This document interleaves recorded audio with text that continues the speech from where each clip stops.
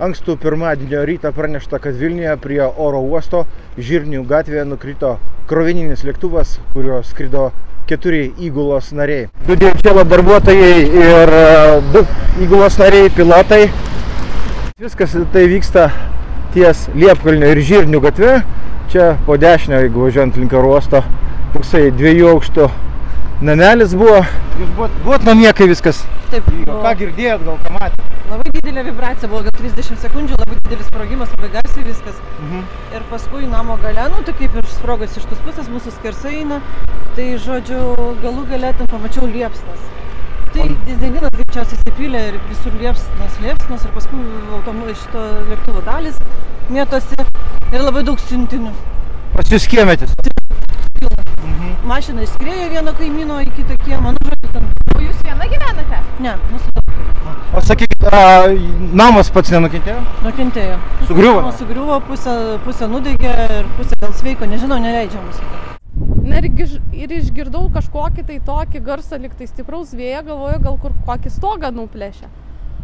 Bet galvoju, blemba, per stiprus tas yra garsas. Tada pašokau nuo lovos pro duris ir matau, kad tarp kaimynų namų labai didelė tokia kaip banga pakilo ir dūmo ir ugnies ir vyras pradėjo man rašyt, kad kažkas tai nukrito tarp kaimynų namų, sako, kaimynų namą tai neužkabino, bet labai daug dūmų, matyt gal koks nesprogmo, bet gal lėktuvas.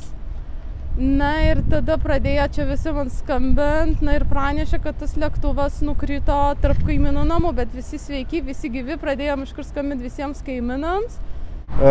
Teko matyti, kiek ten mėtosi kažkokios siuntos, dėžės.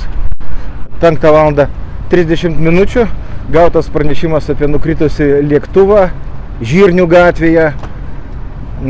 Juo skrido 4 žmonės. Iš pradžių ugniagesiai informavo, kad vaduoja iš kabinos pilotą.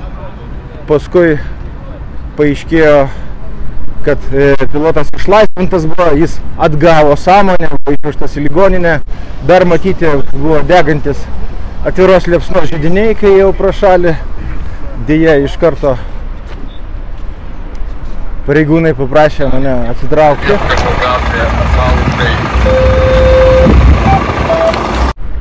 Nes ten, kurie jau dar nebuvo stop juostos, jau dabar čia nuo gatvės pusės yra stop juostos. Skrydžiai nėra nutraukti. Leidžiasi ir kyla lėktuvai laiku. Net sunku suskaičiuoti, kiek čia policijos ekipažų dirba, bet ugniagesiai sakė, išsiuntė 7 autocisternas. Taip pat dirba ir štabo automobilis ugniagesių ir atvykęs yra oro uosto ugniagesių automobilis. O štai čia medikai išvažiuoja. Nežinia, ar jie išveža kokį žmogų.